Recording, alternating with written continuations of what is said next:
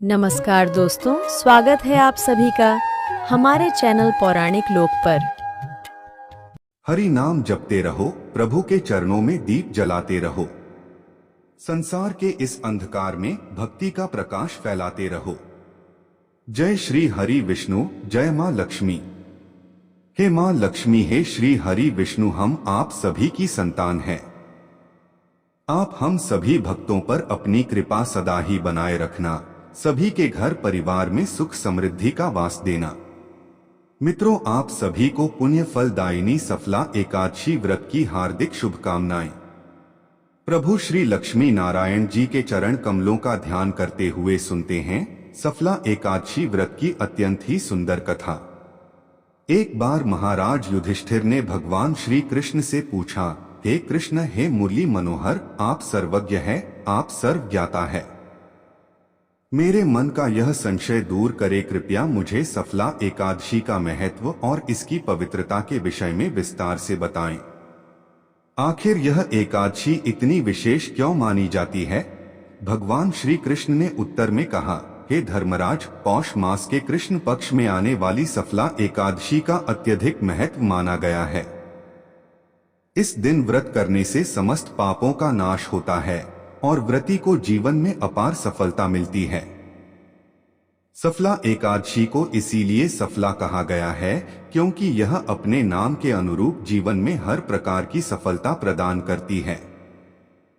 जो भक्त इस एकादशी को श्रद्धापूर्वक मनाते हैं, वे संसार के समस्त दुखों से मुक्त हो जाते हैं और उन्हें मोक्ष की प्राप्ति होती है।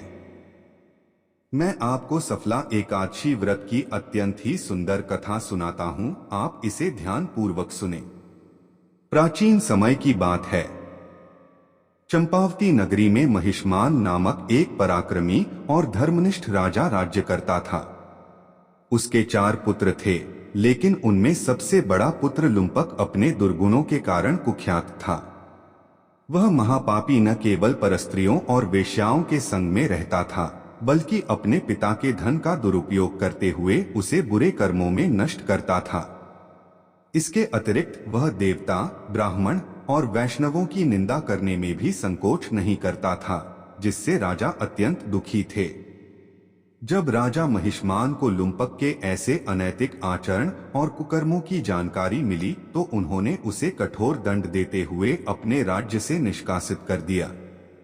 राज्य से निकाले जाने के बाद लुम्पक एकांत में भटकता रहा और सोचने लगा कि अब वह कहाँ जाए और अपना जीवन कैसे व्यतीत करे।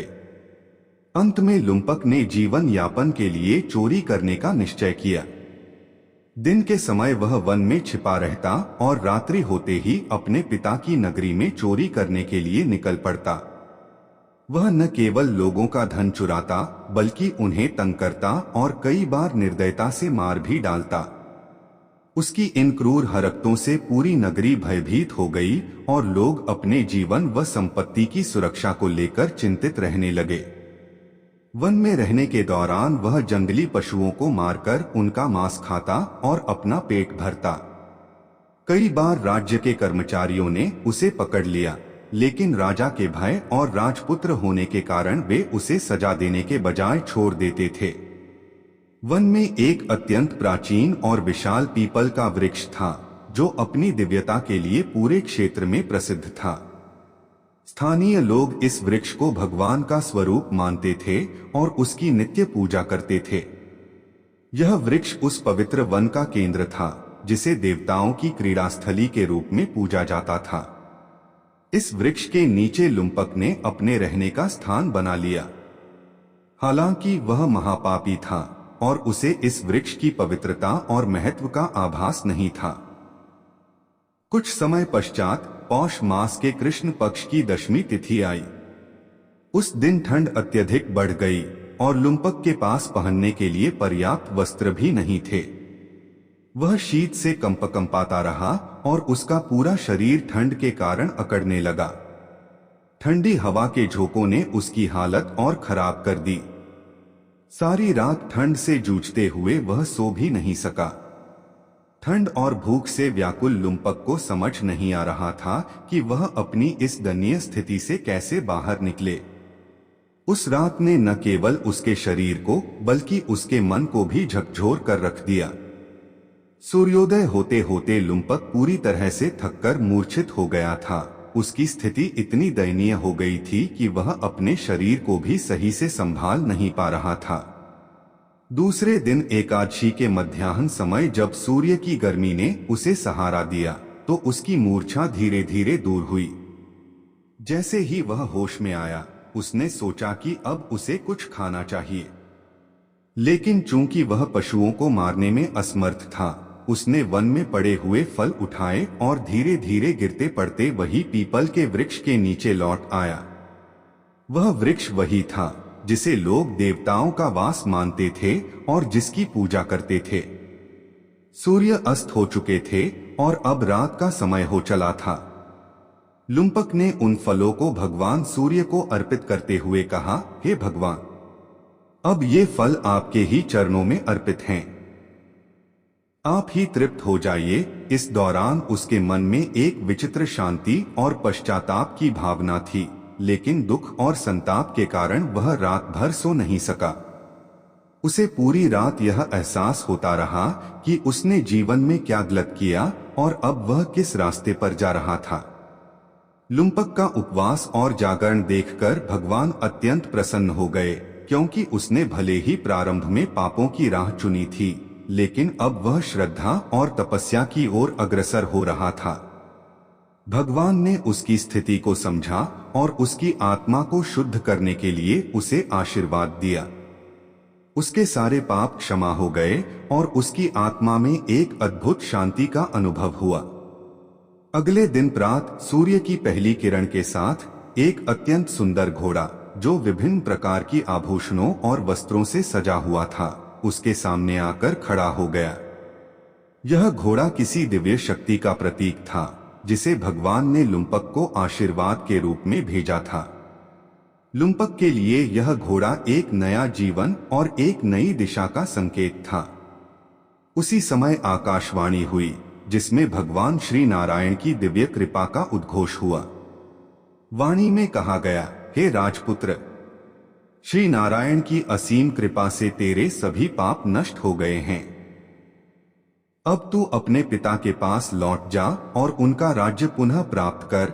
यह आकाशवाणी सुनकर लुम्पक अत्यंत प्रसन्न हुआ और उसने भगवान का आभार व्यक्त करते हुए भगवान आपकी जय हो कहा। उसने तुरंत दिव्य वस्त्रों को धारण किया और पवित्रता के साथ अपने पिता के पास लौटने के लिए प्रस्थान किया।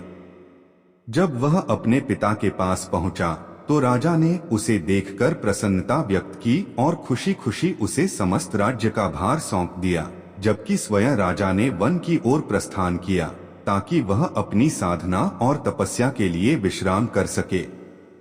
अब लुम्पक ने भगवान नारायण की कृपा से शास्त्रानुसार और धर्मपूर्ण तरीके से राज्य करना शुरू किया। वह अपने कर्तव्यों के प्रति समर्पित और न्यायप्रिय बन गया।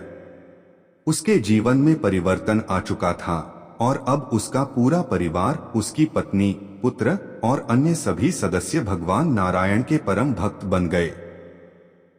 सभी ने मिलकर धर्म, सत्य और भक्ति का पालन किया, जिससे उनका घर भी एक साधना स्थल बन गया। जब लुम्पक वृद्ध हो गया तो उसने अपने पुत्र को राज्य का भार सौंप दिया और स्वयं तपस्या के लिए वन की ओर प्रस्थान किया। वहां उसने कठिन तपस्या की और अंत में भगवान की कृपा से उसे वैकुंठ लोक की प्राप्ति हुई, जहां वह शांति और सुख का अनुभव करते हुए परम सुखी हुआ। अतः जो मनुष्य इस परम पवित्र सफला एकादशी का व्रत करता है, वह न केवल इस जीवन में सुख, शांति और समृद्धि प्राप्त करता है, बल्कि उसे अंत में मुक्ति और भगवान के चरणों में स्थान भी मिलता है। जो इस व्रत का पालन नहीं करते, वे जीवन के सभी उच्चतम उद्देश्य से वंचित रहते हैं और उनके जीवन का कोई सच्चा लाभ नहीं होता।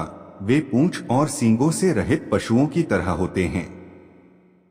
सफला एकादशी का महात्म्य इतना महान है कि इसे पढ़ने या श्रवण करने से भी मनुष्य को अश्वमेध यज्ञ का फल मिलता है, जो पुण्य और आध्यात्मिक उन्नति की प्राप्ति के लिए अत्यंत महत्वपूर्ण है। इस एकादशी के व्रत को पूरी श्रद्धा और भक्ति से करने से मनुष्य के समस्त पाप समाप्त हो जाते हैं और वह भगवान के सन्निधि में पहुंचता है। इस प्रकार सफला एकादशी के व्रत का पालन जीवन के सभी उद्देश्य की सिद्धि और परमात्मा के आशीर्वाद की कुंजी है। कथा समाप्त हुई। बोलिए मित्रों, श्रीमन नारायण नारायण हरि हरि, श्रीमन नारायण नारायण हरि हरि।